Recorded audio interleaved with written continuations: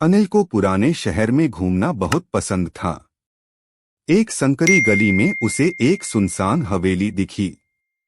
हवेली की दीवारें ऊंची थीं और नक्काशीदार गेट जंग लगा हुआ था। कहा जाता था कि हवेली सालों से बंद थी।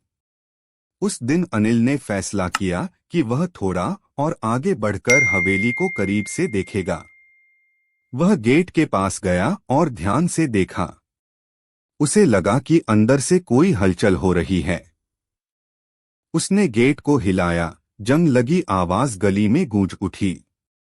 अचानक गेट थोड़ा खुला। अंदर से एक ठंडी हवा निकली और अनिल को लगा कि किसी ने उसे देखा है।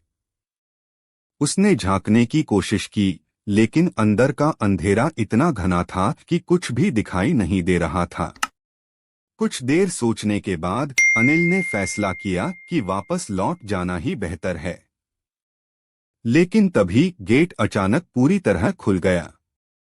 अंदर से एक कमजोर रोशनी आ रही थी। अनिल डर के साथ साथ उत्सुक भी हो गया। वह धीरे धीरे अंदर गया। हवेली के अंदर का वातावरण धूल भरा था। चारों तरफ पुरानी चीजें बिखरी हुई थीं। वह रोशनी की तरफ गया जो एक कमरे से आ रही थी। कमरे के दरवाजे के पास पहुंचकर अनिल ने झांका।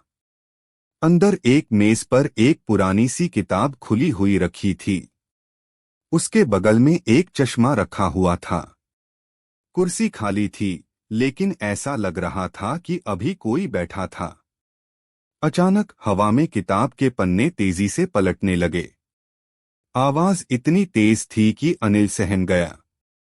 वह भागकर हवेली से बाहर निकला और कभी वापस नहीं गया। अब भी कभी कभी रात में उस सुनसान गली से गुजरते हुए अनिल को लगता है कि हवेली के अंदर से किताब के पन्नों के पलटने की आवाज आ रही है। हवेली का रहस्य आज भी अनसुलझा है।